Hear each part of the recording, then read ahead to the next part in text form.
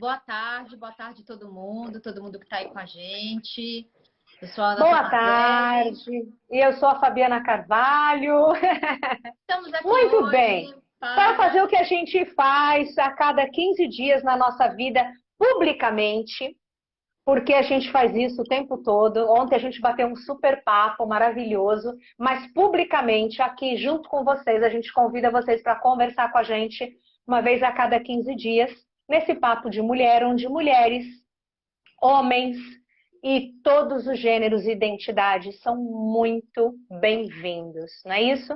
Hoje é o dia do orgulho LGBT, é isso? Ah, então. LGBTQIA+. É isso. São Sim. todos, todas e todes muito bem-vindos, porque no nosso coração cabe todo mundo e muito mais. Todo mundo. É isso mesmo. Hoje, Ana, não precisa de apresentação, Ana, porque você já está mais do que conhecida aqui. Você me poupe, porque você está quase que nem eu. Falta um pouquinho. Só para quem não conhece, Ana Tomazelli, uma mulher incrível, um ser humano extraordinário, gigantesca. Ela está à frente do IPFEM, ela é consteladora, professora de constelação, taróloga, professora de tarô, e agora também está assumindo aí como Head Hunter do Bitumami, não é isso? Falei certo? Como Head de RH, isso. É Head isso, então. Pronto. Voltei para as origens. É isso. Então, essa é a Super Ana aí com vocês, e a gente faz esse papo cada vez de um assunto, não é só de uma coisa, não. Nas últimas 2 lives, nós falamos sobre família. Na verdade, a gente ia fazer uma live sobre família, e a Ana combinou de trazer 3 temas. O que aconteceu foi que um tema consumiu uma live inteira, o outro tema consumiu a outra live inteira, e agora nos resta o terceiro tema. Então, a gente está aí numa tríade de família, de constelação, de sistema, né? E hoje a gente entra no terceiro assunto, porque a gente teve, né, aquela pretensão de achar que todos os assuntos acabariam numa live só, e tudo bem, né? Não acabaria porque os problemas são infinitos, né? É isso. Não tem nem a menor condição de acabar. Quando a gente encerra um, aparece mais 10.000 aí para a gente continuar. É por isso que a gente tem que encarnar tantas vezes, porque se a gente não dá conta de uma só. Então, né, é isso. Muito bem. Vamos lá, bora lá, Ana. Vamos retrospectiva rápida. Retrospectiva. No primeiro encontro, a gente falou bastante sobre essa relação com mãe e pai, a filhinha do papai, o filhinho da mamãe, como é que essas coisas acontecem e que tipo de problema isso pode trazer.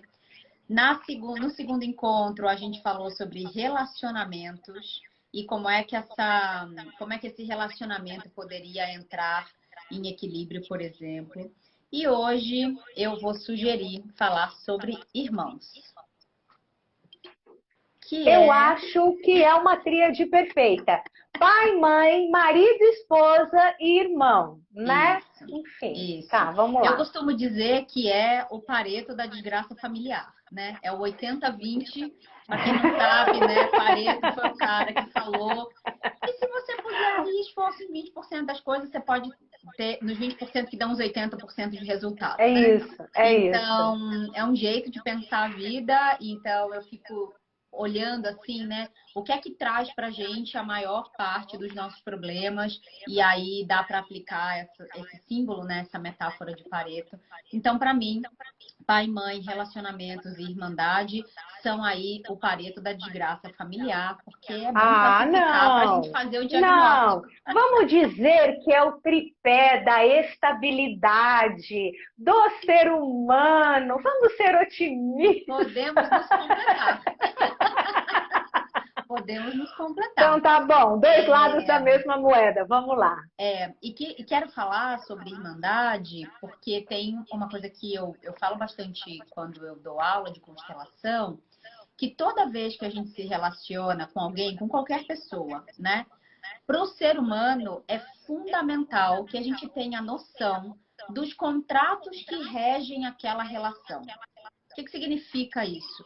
Quais são os acordos estabelecidos aqui? Quais são os combinados? Quais são os deveres? Quais são os direitos? Até onde eu posso ir? A partir de onde eu não posso passar? né? O que acontece é que alguns papéis são mais estabelecidos, né? São mais duros, assim, nesse contrato. Então, a gente sabe bastante, a princípio, o que esperar de um pai, o que esperar de uma mãe. A gente sabe, a princípio, o que esperar de um companheiro, de uma companheira, né? De uma pessoa com quem a gente tenha uma relação afetivo-sexual, vou recortar monogâmica, né? Nesse caso. Mas algumas relações, elas são muito soltas no contrato. Então, quando a gente pensa em amizades, são relações soltas. A minha noção de amizade pode ser diferente da sua, que pode ser diferente da Karina. A Karina tá dizendo, eita, que hoje é para mim mesmo. Pega aí que é teu, se vier, né? Então, amizade é uma relação que tem um contrato muito aberto. Quando a gente fala de trabalho, o papel do chefe, né, da liderança, é um papel um pouco mais delimitado, mas o papel dos colegas de trabalho nem tanto. O Rod está dizendo que está dando eco. Para mim sempre dá um pouco de eco quando eu estou com a Fabi. Rods, eu vou tentar um fone então. Peraí. Porque eu já consigo administrar esse eco, mas se está aparecendo para vocês, pode atrapalhar. Peraí. Mas a pessoa virginiana, ela sabe onde estão as coisas, né? Aí pega rápido, resolve rápido, tá tudo certo. É por isso que eu te amo. Você não entendeu ainda? É por isso que eu te amo. Deixa eu pôr aqui. Pode, veja se assim melhora. Eu ainda ouço um pouquinho de retorno, mas para mim eu nunca consigo tirar isso quando eu tô com a Fá. A Daniela está dizendo, sou filha única, quando pequena queria ter irmãos, hoje vejo que não sinto falta sim. Legal, Dani, a gente vai falar um pouquinho sobre isso também, né? Mas como eu estava comentando, quando a gente fala de relações de trabalho, então, o lugar da liderança e da chefia é um lugar que tem um contrato um pouco mais estruturado, a gente sabe o que esperar de um chefe, por exemplo, mas quando a gente fala de relações entre colegas de trabalho, não necessariamente está tão estabelecido assim. Hoje se fala muito em colaboração, enfim. É claro que tem essas coisas universais do bom comportamento, da boa pessoa, então da empatia, né, do próprio afeto, da colaboração, da generosidade, da gentileza. Tudo isso pode ser colocado no pacote de expectativas em qualquer relação. Isso é algo mais universal. E aí, um outro tipo de relação que eu digo muito, que tem contratos frouxos, né? Tem contratos abertos, é a relação entre irmãos. Porque se eu perguntar assim, o que é que para você tem que ter numa relação de irmãos? Fabiana. Ah, é para mim? Não era, mas vai passar agora. Tudo bem, eu vou ser a voz do povo, vou responder Isso, por todo mundo. Isso aí, vai lá. Muito bem. Entre irmãos, companheirismo, ajuda, ouvido, compreensão, partilha. Mas como você mesmo falou, não dá para a gente definir uma obrigação. Não sinto que é obrigação da minha irmã me ouvir se eu não estiver bem. Não sinto que é obrigação dela me dar suporte. Né? Eu acho que quando você começou a fala dizendo é solto, é um contrato solto, é mais ou menos isso. Se der, deu. Se não der, continua sendo irmão. Se não atendeu a expectativa, claro, a gente vai ficar um pouquinho chateado, mas não é algo que se quebre, né? Enfim. Tá. Então, dizendo ainda que está fazendo um pouquinho de eco, Fá, você consegue abaixar um pouquinho, talvez, o seu volume? Porque quando eu falo, pode ser o seu eco dando aqui. Não sei. Ó, assim para mim melhora. Baixei. Assim para mim melhorou bastante. Você me ouve bem ainda? Tô te ouvindo. Sim? Legal. Pronto. Acho que agora melhorou, né, pessoal? Porque para mim melhorou bastante aqui no meu. Tá bom, eu vou te dizer um pouco, a Ju dizendo, muita calma nessa hora com a resposta. A Ju irmã da Fabiana. A Ju é a minha irmã carnal. E agora eu preciso dizer, deixa eu dizer, a Ju é incrível. É incrível. Ela é mesmo. Eu amo, ela é incrível. Ela é mesmo. Ela supera todas as minhas expectativas de contrato e acordo. Bonitinha. Falei. A Te Ju amo, é Ju. mesmo. Ju, eu também te amo. Bom, e aí vou falar um pouco do que é que chega para mim em consultório, né? Do que é que chega para mim nas constelações. Então, chega para mim muitas vezes uma confusão entre irmãos, muita desordem, muita divergência, muita briga, principalmente quando a gente fala em herança, né? Quando a gente fala de algo a ser partilhado. Muita briga quando diz respeito a, por exemplo, cuidados com pais idosos, né? Do ponto de vista de papéis e responsabilidades. Do ponto de vista de quem é que segura o forninho, né? Quem é que olha o BO. Chega muito conflito e muito ruído de um irmão, uma irmã, né? Querendo mandar no outro ou na outra, achando que o outro irmão não sabe fazer tal coisa, ou sempre tendo aquele irmão, vou botar entre aspas, né? Que precisa ser carregado pela família. Então, quando a gente olha para alguns estilos de personalidade, para alguns tipos de pessoa, se a gente pega uma linha de irmandade que tem muitos irmãos, né, que era mais comum antigamente, a verdade é essa, mas assim, quando você pega uma linha muito grande de irmandade, você vai ter ali provavelmente tipos muito diferentes de pessoas e que assumem papéis muito específicos. Mas a verdade é que se você olhar para como irmãos se relacionam na vida, você vai ver irmãos que são super unidos, e aí eu vou dar alguns exemplos concretos, né? Você falou um pouco da ajuda, do companheirismo. Eu vou tornar isso concreto para a gente ficar com os exemplos na cabeça. Então, tem irmãos que conversam, né, toda semana, todo mês, que às vezes todo dia, e que se um tem um problema no emprego e fica desempregado, os outros se mobilizam para pagar o aluguel, para fazer um mercado, para para pagar a escola de criança, né? Se um irmão tem um problema de saúde, os outros se mobilizam para cuidar, para revezar no hospital e tudo mais. Então, existem irmãos que estão na rotina do dia a dia, dividindo muita coisa, dividindo o que sentem, dividindo as frustrações, os começos de namoro, os términos de namoro, enfim, né? E vejo muitos exemplos, inclusive, assim, na internet. Então, de almoçar todo fim de semana, né? Então, todo fim de semana a gente se encontra na casa do irmão A, às vezes na casa da irmã B, e assim por diante, né? Significa que não tenham nenhum problema? Não, muito pelo contrário. Mas do que eu vejo de experiência de consultório é que esses irmãos que se tratam como amigos, olha que interessante, né? E aí na amizade a gente diz que a gente se trata como irmã. Então, várias vezes você já disse sobre mim, Uhum. né? A Ana é a minha Minha irmã irmã, de de outras outras vidas, vidas, isso não é a minha mesmo. irmã carnal, né? Você falou, a Ju é minha irmã carnal e tal. Então, essa relação entre amizade e irmandade, ela é uma relação muito próxima, com expectativas muito parecidas, mas no caso da irmandade carnal, muitas vezes sem a afinidade e sem o esforço.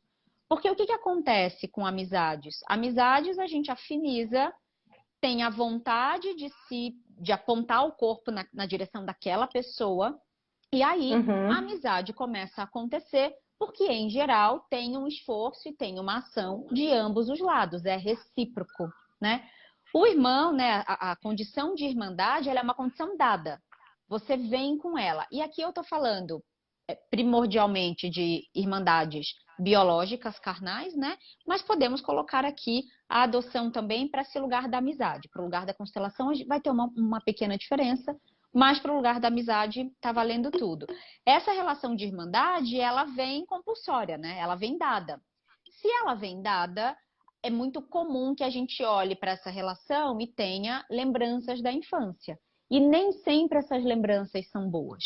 E é essa lembrança de quem esse irmão, né, essa irmã, era na infância ou era na adolescência, é que vai moldar a experiência da vida adulta, né? Não é raro encontrar irmãos que passam a se dar bem na vida adulta, mas é um pouco mais difícil, porque tem ali uma foto de quem é essa pessoa na minha vida. E em geral também, principalmente para irmãos mais novos, a foto é sempre meio do super-herói ou da castradora, né? Então, ou esse irmão mais velho, essa irmã mais velha é essa super-heroína, esse super-herói, ou é essa pessoa que muitas vezes meio que fez o papel de pai ou de mãe na castração, na educação e assim por diante. Mas por que que a gente entrou nesse assunto? Porque todo contrato que não tem borda concreta, toda relação, portanto, que não traz um contrato muito bem claro, né, muito dado, é uma relação que periga sair do trilho com muita facilidade. Porque a expectativa que está na minha cabeça pode não ser a expectativa que está na sua, do ponto de vista de ação concreta, e a chance da gente descarrilhar é muito grande. Por exemplo, tem um meme na internet que eu odeio, que fala: crie porcos, crie galinhas, mas não crie expectativas. Aí eu desfaleço, morro, volto e digo: aprendam a lidar com a frustração proveniente da expectativa criada. Porque se eu sou a sua melhor amiga e vice-versa, eu tenho a expectativa de que você não conte os meus segredos para ninguém. De que você não abra aqui numa live coisas, por exemplo, que eu te contei ontem. E eu acho que você tem a expectativa de que eu não faça a mesma coisa. Até porque se fizer, eu te mato.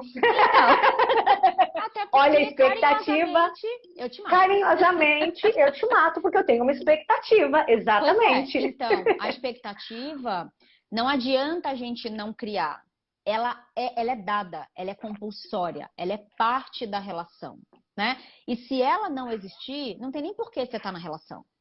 Porque se ela você é não... parte do ser humano. A gente cria expectativa em nós, no mundo, nas relações. A gente está o tempo todo criando expectativa e faz parte do ser humano. Sim. Né?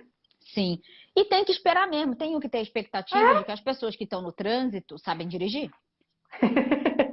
Né?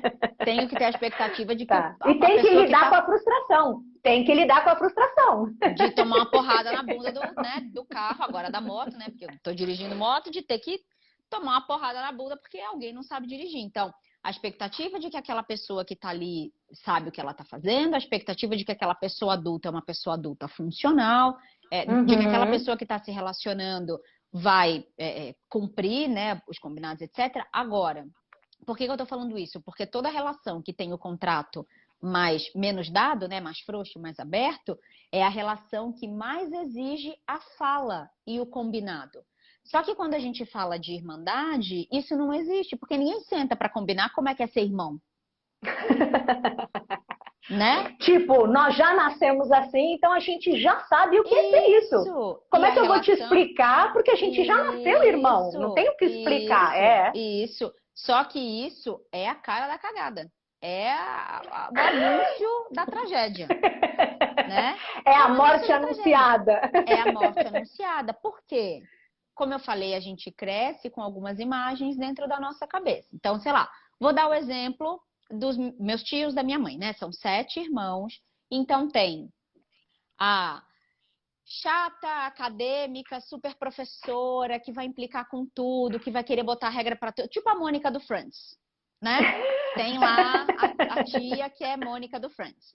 Tem a tia que é a loura, bonitona, engraçada, piadista, samba pra caramba, fala merda, fala palavrão, rebola até o chão, tal, não sei o quê, que é a despirocada lá do rolê. Tem o tio que é o certinho, o trabalhador, aquele que fez dinheiro, que tá com uma boa posição, que hoje ajuda todo mundo, sustenta a mãe, etc, etc. Tem o que nunca funcionou. Teve problema com droga, teve problema na família, teve problema com os casamentos, teve problema com a filha, bebeu, né? Então, quando você tem esse tipo de foto e você se relaciona com a foto, fica muito difícil acessar a pessoa, né? Então, se você não se abre para o filme e não... como você faria numa amizade, ou como você faria num casamento. Se você não olha para essa relação entre irmãos e não decide construir algo, como se fosse uma amizade, por exemplo, ou você deixa só a natureza agir, muitas vezes não dá certo, vai para o buraco. Então, eu estava dizendo que tem irmãos que se veem todo dia e se falam e se ajudam concretamente, e tem irmãos que, se muito, se encontram no Natal ou só se juntam quando tem algum problema grande. E essa é uma dinâmica que eu vejo muito, né? Então, tá todo mundo lá nas suas próprias vidas, sem muito saber um do outro e tal. Deu uma merda grande, todo mundo corre para se ajudar. Essa também é uma dinâmica muito interessante. E esse Deixa eu perguntar uma coisa. A gente, quando fala de amizade, você deixou bem claro, né? É afinidade. Se eu tenho afinidade com você, eu vou avançando. É um Isso. passo, é outro passo, e a gente vai se aproximando. E a gente Isso. constrói algo com o passar dos anos, porque há uma afinidade, há pontos comuns. Às vezes a gente tem algum amigo que lá atrás, na adolescência, era muito próximo, mas que a vida, por Isso. questão de afinidade. Quando a gente fala de irmão, não necessariamente e normalmente, não, às vezes, não, afinidades diferentes, caminhos diferentes, mas Uhum. somos irmãos. Ou Isso. seja, não é uma relação que eu falo, ok, nós não temos afinidade, a nossa amizade acaba aqui, segue o seu caminho. Não. É. Então, eu acho que boa parte, né, não sou conhecedora de família, mas eu entendo que boa parte, né, do exercício dessa irmandade é não necessariamente temos pontos de Uhum. afinidade. Não precisamos ter pontos de afinidade, mas Uhum. como encontramos? Porque eu acho que o primeiro ponto de afinidade é, puxa, temos aí o mesmo pai, a mesma mãe, ou pelo menos o mesmo pai, ou pelo menos a mesma mãe. É. Começa por aí. É. Então, a Por acaso questão é, compartilhamos um pedaço do código genético. isso, pelo menos metade do nosso código genético de todas as nossas células Sim. veio da mesma fonte, pelo Sim. menos. Moramos na mesma casa, compartilhamos uma adolescência, uma infância, mesmo que haja uma diferença grande de idade, né?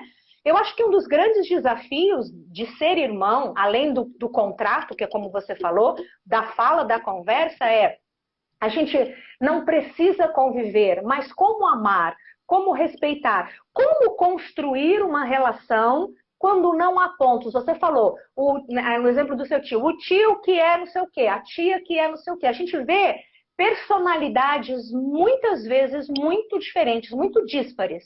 Como a gente Sim. faz isso? Como a gente constrói? Não quer saber a receita da paz mundial também, não? Assim, como é que fecha a Depois. camada de Pode ser ozônio? depois? Não, a camada de ozônio pode ser tranquila. Mas eu queria saber a paz mundial, inclusive a solução Pode, para a pandemia, né? pode. Eu vou pontuar. É uma pergunta muito boa. É, a resposta rápida é. Rápida. Vou dar a resposta rápida porque onde eu vou entrar agora vai dar uma voltinha e daí também vai ajudar a responder, Tá, tá? A tá, resposta rápida é entrando num consenso sobre os interesses. Na verdade, para mim, tá, essa resposta ela ajuda quase tudo na nossa vida. Por exemplo, o tá. divórcio, quando se tem filho, né? Quando se tem filho, é sobre se deixar de lado, deixar o outro de lado e olhar para o que é importante para a criança, por exemplo. É Uhum, encontrar um consenso em relação aos interesses, né? uhum. Especificamente. A Karina está dizendo que lá na casa dela é o contrário, que todo mundo convivia e quando veio o perrengue, tudo ruiu. Eu achei interessante ela trazer isso também, porque dentro dessa sua pergunta também tem isso. Às vezes a gente parece todo mundo afinizado. Parece que tá todo mundo aqui legal numa banda, se amando e tal. Deu uma merda, cada um vai Vai querer para um salvar o lado e a seu. bucha estoura em um. Exatamente, exatamente, né? Agora, tem aí, quando você fala desse compartilhamento da fonte, né, do código genético, por exemplo, Uhum, isso para constelação é algo muito importante, né? Porque daí eu vou uhum. fazer aqui dois óculos rapidinho. A sua pergunta, para responder com óculos espiritual, ia ser ótimo, né? Porque se a gente olha para o óculos espiritual, tem ali vou botar entre aspas, né? Um porquê dessas pessoas tão diferentes terem Sim, vindo com sim, laços sanguíneos e, portanto, tem um pedido aí de um trabalho um pouco mais intenso para que esse amor se desenvolva, para que, né, problemas lá de trás possam ser encaminhados e sim. assim por diante. Na constelação, a gente não fala nesses termos, né? Na constelação, a gente nem fala coisas do tipo, você tem que insistir na convivência, você tem que consertar essa relação. Nada disso. Em algum momento a gente conversa sobre fazer o possível e o melhor para talvez ter uma existência harmoniosa, mas a maior parte das coisas que a gente fala na constelação é sobre como as coisas acontecem dentro da gente. E aí, com o óculos da constelação, dentro da gente, a gente precisa olhar para os irmãos também com o olhar da hierarquia, por exemplo, do pertencimento, da hierarquia e do equilíbrio, né? Mas o olhar da hierarquia, quando eu olho assim as dinâmicas, né, os problemas provenientes das dinâmicas entre irmãos, para mim a hierarquia é sempre a mais desrespeitada. Em que sentido? A Karina estava dizendo que ela é a mais nova dos 6 irmãos, né? Então, vou pegar a Karina para Cristo. Para Cristo, né? Eu não conheço muito bem a história dela, mas vamos supor que ela fosse uma caçula muito mandona. Uma caçula mandona, e ela que resolve as contas da família, e ela que olha a conta financeira da mãe e do pai, e ela que quer mandar nos irmãos, ela que quer dizer para os irmãos o que ela tem que fazer, ela que quer organizar de uma maneira, a partir de uma posição de autoridade, esse todo. Do ponto de vista da constelação, isso só tem como dar problema. Porque não é uma prerrogativa. Na constelação, a gente não vai falar em obrigação, em função, nada disso, né? Na maioria das vezes. Não é uma prerrogativa de uma filha caçula. É uma prerrogativa de uma filha, né? De um filho mais velho. Então, esse filho mais velho que recebe a vida desse pai e dessa mãe, e que depois vem outros irmãos, e que do ponto de vista de responsabilidade, essa, que é o meu caso e o seu, né, de irmãs mais velhas vivas, daqui a pouco eu vou falar da hierarquia com irmãos já falecidos também, mas as irmãs, os irmãos mais velhos vivos têm essa prerrogativa e essa incumbência de, se vieram antes, eles são maiores do que os irmãos que vêm depois, e, portanto, nessa escala entre dar e receber, o irmão mais velho, a irmã mais velha oferece mais para os irmãos mais novos, em teoria, né? Se for o contrário, isso pode entrar em desequilíbrio e aí os problemas começam a acontecer. E é muito comum também entre irmãos. Então, sei lá, vou dar sobre isso que eu falei, eu vou dar um exemplo concreto da lei. Não é à toa que quando existem processos de inventário, é a filha mais velha ou o filho mais velho que se torna responsável, né? Dentre os irmãos, porque entende-se ali que aquela pessoa é a mais habilitada para determinada coisa. O que eu vejo muito?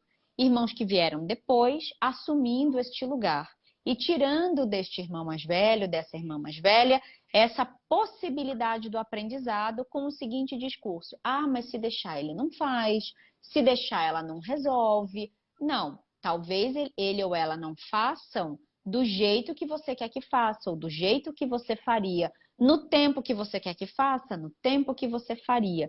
Mas cada pessoa tem o seu próprio processo. Agora, por outro lado também, na constelação, quando a gente conversa sobre esse lugar, né, da irmandade, a pessoa caçula, né, o filho, a filha caçula, em geral ganha a incumbência de cuidar dos pais na velhice, né? É uma relação super bonita, assim, porque o irmão caçula, ele é aquele mais livre, ele é aquele que tem menos, vou botar bem entre aspas, obrigações para com o sistema. É aquele que tem a liberdade para romper, para ser o rebelde, sabe? Para ser o diferente, o ponto fora da curva. Porque vamos pensar numa irmandade com 3 pessoas, né? Então, vamos supor, eu mais velha, você no meio, Ju mais nova, para a gente botar nome, né?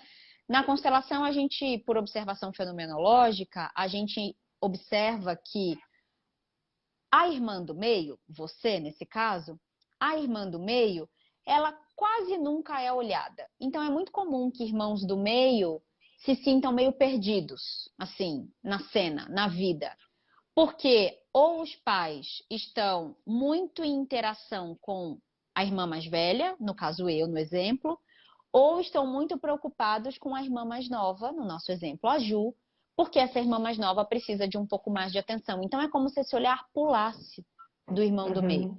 Então é muito comum que esse irmão do meio, essa irmã do meio, não se sinta visto, né? Fique sempre andando atrás de um comentário, de um elogio, ou dessa irmã mais velha, ou desses pais, né? Essa irmã mais velha representando o lugar de pai e da mãe, ou desse pai e dessa mãe. Então, e se aproxime muito desse lugar da caçula, para ver se pelo menos assim eu sou vista. Como é que essa irmã do meio pode ser vista? Nesse exemplo, sendo eu e você. Se eu, entre aspas, saísse da frente. Então, se eu colocasse você no foco em alguns momentos, se eu também cuidasse de você e abrisse espaço para você ser cuidada pelo nosso pai e pela nossa mãe, né? A questão é que, em geral, irmãs mais velhas, irmãos mais velhos, estão ali muito divididos entre eu quero ser o pai e a mãe dessa galerinha aqui, né?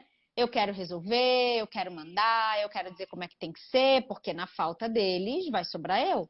Sou eu que tenho que dar, né?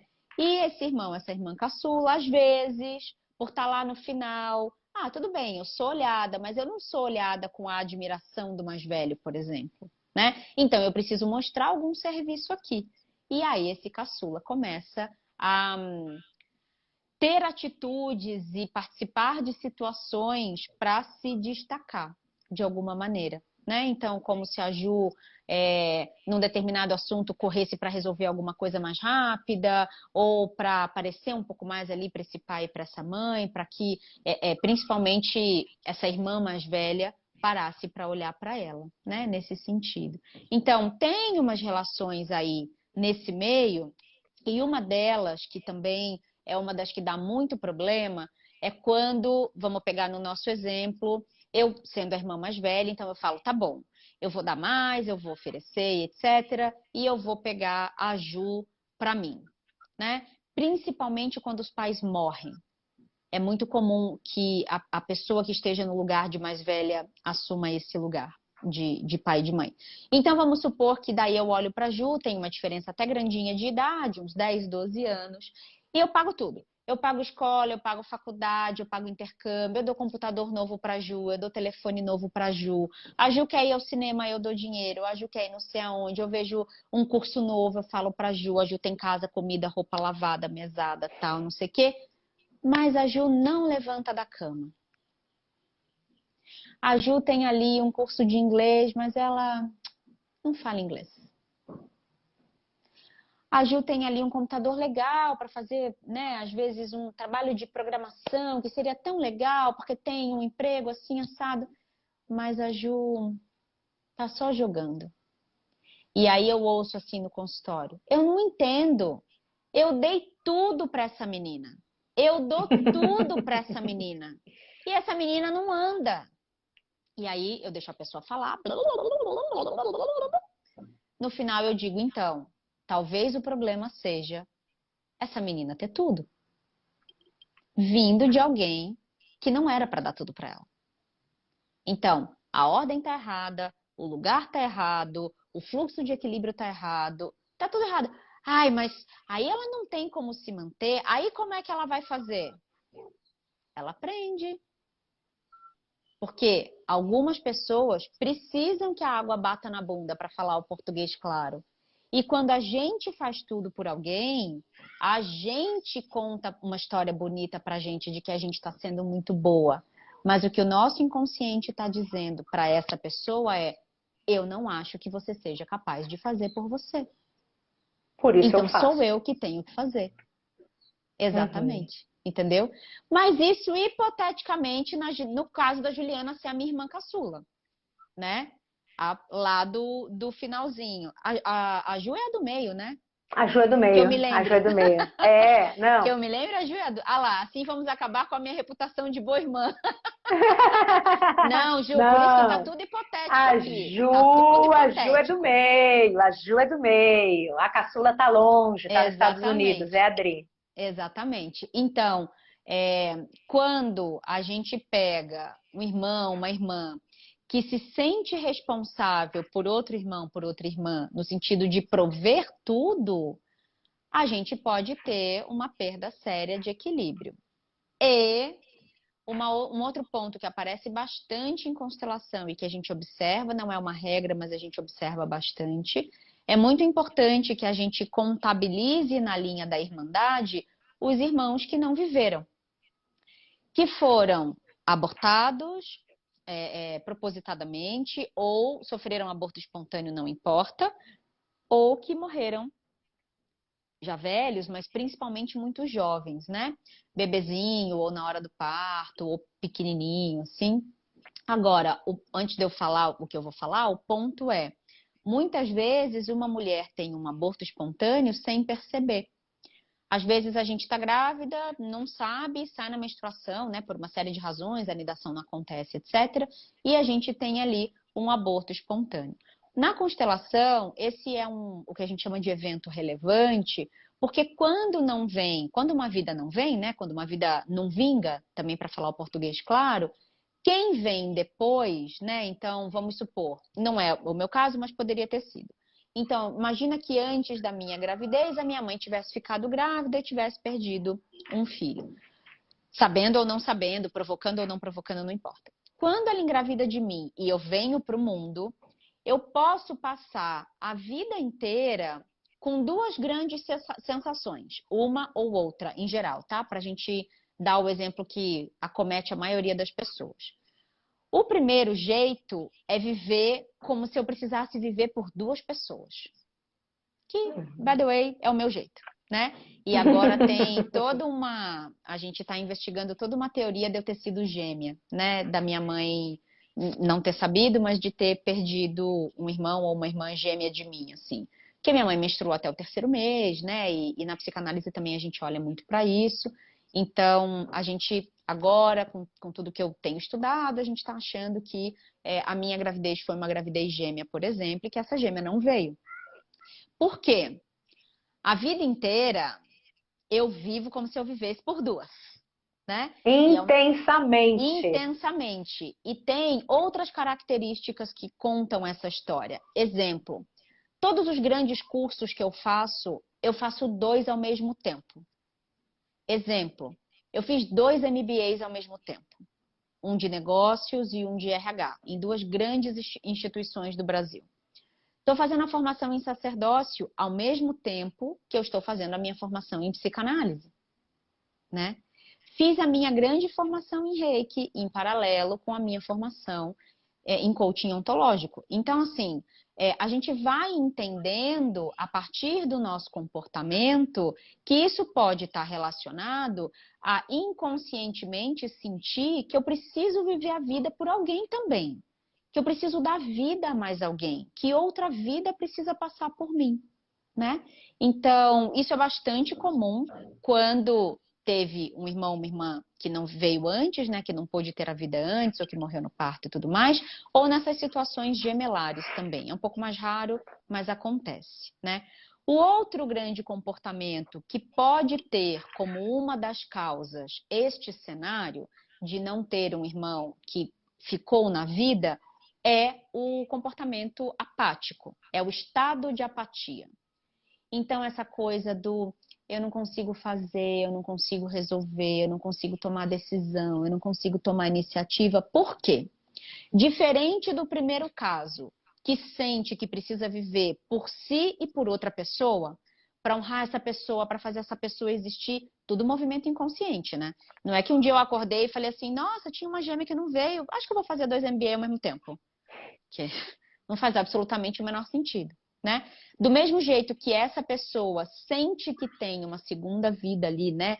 Essa pressa, essa intensidade, esse volume, esta outra pessoa pode sentir que ela não tem o direito à vida, já que quem veio antes ou que quem estava junto não foi autorizada a viver. Então, é bastante comum a gente ver em processos de constelação que essa pessoa se torne muito apática diante da vida, quase como se não sentisse autorização para viver. Porque como é que eu posso estar aqui vivendo, usufruindo, vendo um pôr do sol, bebendo um suco verde, transando, estudando, quer dizer, tendo prazer e gozando da vida, né, usufruindo da experiência da existência, se quem veio antes de mim não foi autorizada a isso, né?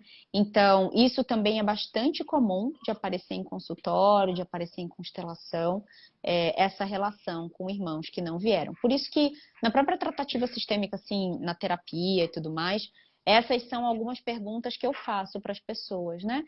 Você sabe se tem algum irmão, alguma irmã que não veio e tal? E quando essas pessoas têm a liberdade de perguntar para o pai e para a mãe, né? Se o pai e a mãe ainda são vivos e tal, é muito interessante observar quando a resposta é positiva. Porque às vezes o pai e a mãe não falaram por causa da dor, né? Nunca contaram porque isso mexe demais neles. Então, a perda de um filho, ela sempre, quando ela é sabida, né? Ela é sempre um impacto na vida de uma pessoa, na vida de um casal, né? Principalmente, a depender das circunstâncias em que essa perda é vivida, isso pode virar um segredo muito grande. Quando vira um segredo, ou quando é um assunto que não se encosta, ou quando é algo que assim eu quero esquecer, isso equivale à exclusão, que é a primeira grande ordem do amor. Então, quando eu não deixo essa criança pertencer, quando eu não deixo essa irmã ou essa irmã pertencerem, eu estou excluindo, então eu estou rompendo a primeira grande ordem do amor. Como é que a gente resolve isso? Na medida do possível, dando um nome para esse irmão ou para essa irmã.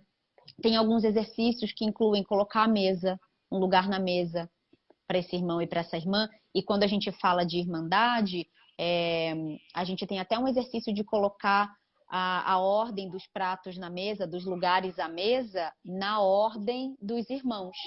Então, pai, mãe, né? E para a esquerda, os irmãos mais velho, mais novo, né? Então, sentar desse jeito para provocar, né? Para convocar aí uma harmonia em relação à ordem.